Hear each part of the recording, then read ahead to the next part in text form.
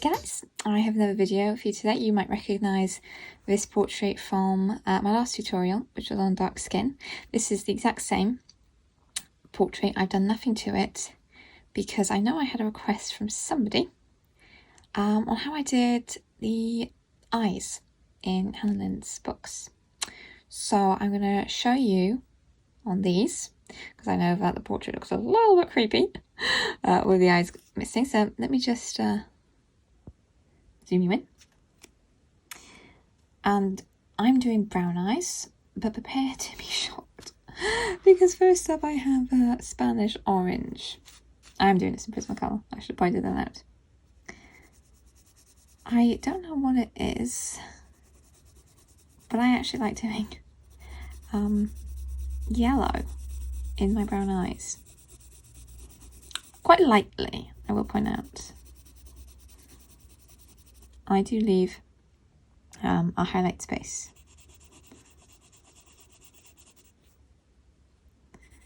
But yeah, I find it adds this glow. I mean, I have actually done yellow eyes on portraits, not realistic ones, where I want to look strange, but this is very deliberate. Next up then I have, there we go, oh my gosh, this is Goldenrod, not Denrod. What's left of one.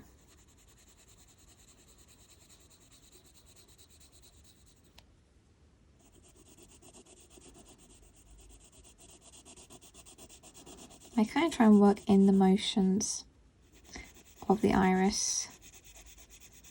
It's in the direction it will go. I don't care about the highlight space because Posca's going to be on top of that anyway.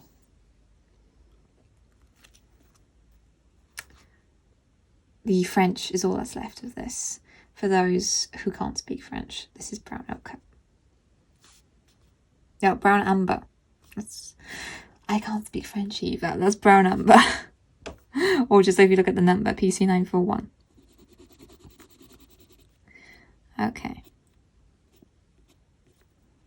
I'll add in a few of those telltale lines of the iris. Because remember, the eyelash naturally covers and shadows the eye. It's going to be deeper at the top and at the bottom.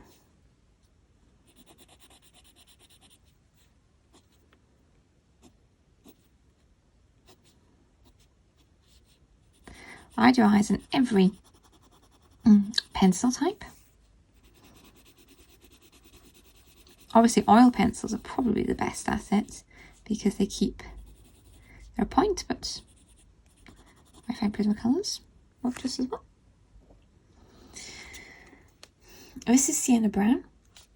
Now I actually use terracotta for it's part of the skin, and that's actually why I'm using Sienna Brown, because it's quite similar to terracotta but less orange, and it does help I find sort of the eye to not match, but it all looks of a similar tone, which is what I was aiming for with this particular portrait when I did my completed version.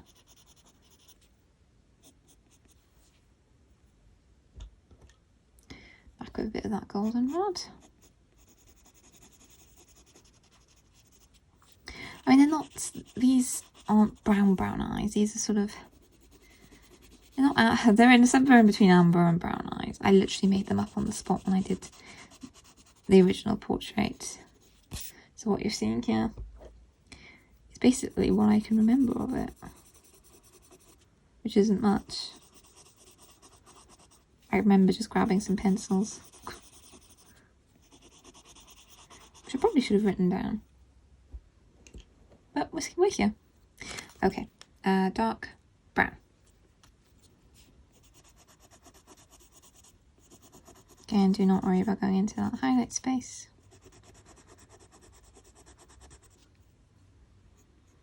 Add in some darker lines.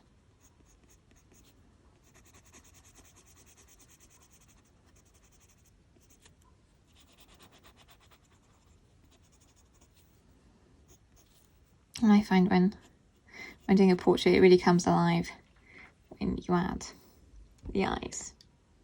Back with brown umber.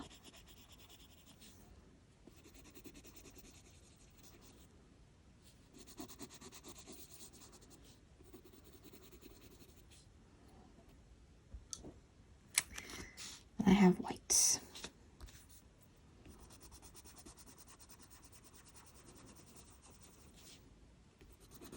And that's the bottom part here of the iris. Let's take a look. How much do they match the original? They're quite similar. It looks like I need to put in just a few more of the dark tones. Like I said, I am trying to. This is Sienna Brown again. And somebody asked about the eyes. I did try to remember what I'd done.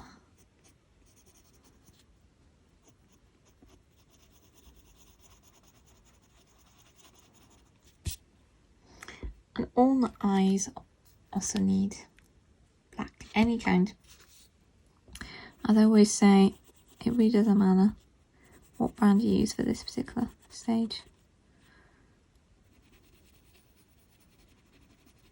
The light fast and luminous are just my favourite, mainly because my Prismacolor blacks just pretty all the time. Not have much luck with those. I'm blending that out with the dark brown.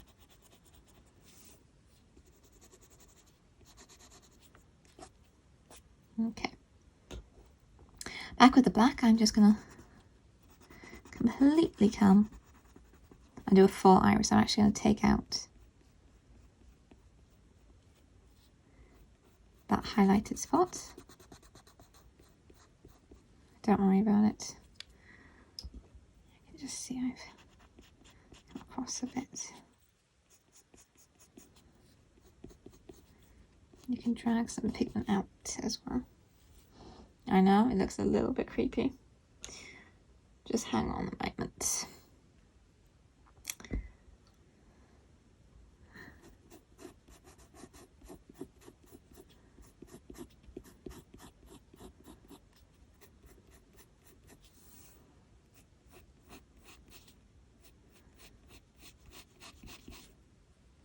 As you can see, I'm going to cross the top of the eye. And now I'm also going to do the whites of the eye. In comes 70% cool grey.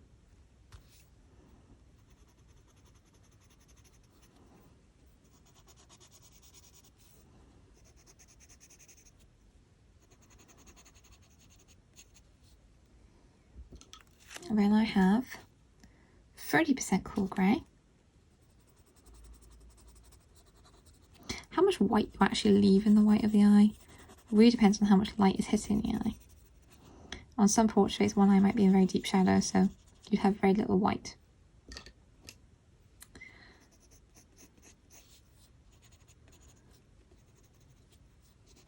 But I think she's pretty well lit, so I'm going to blend that. Oh, let me see what you can actually see what I'm doing.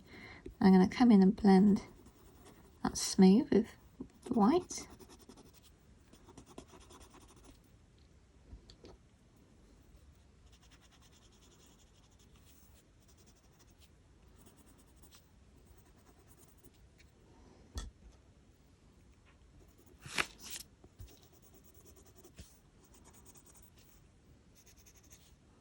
Even eyes require layering. But I actually have the polychromos black here.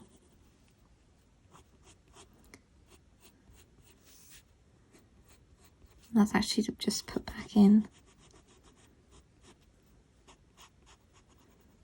these lines. You don't actually have to do this, but I find because they are meant to be the eyelashes, I have just sharpened to a super fine point, which means I can also add some lines in there if I want to, add some extra. like that. Okay, so then I have a Posca. I have a new Posca. I think this Posca is actually, is this the Posca debut? It might be. And then I'm going to put back in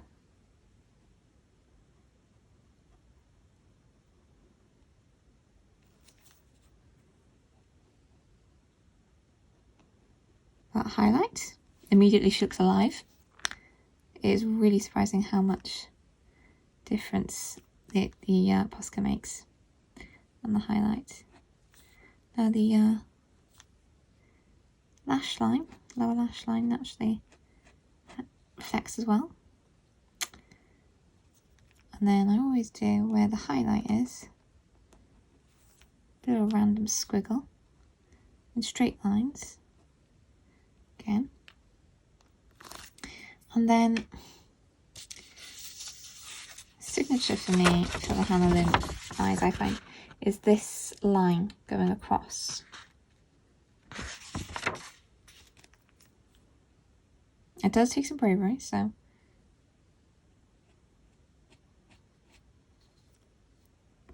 I do this to all my Hannah and my Jasmine girls.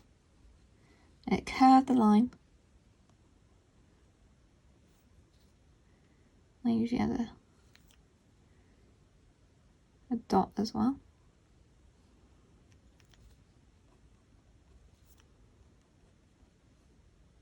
And then if I was doing a magical portrait, I would dot some on the eyelashes. But that is literally how I do the eyes in my Hannah Lynn girls.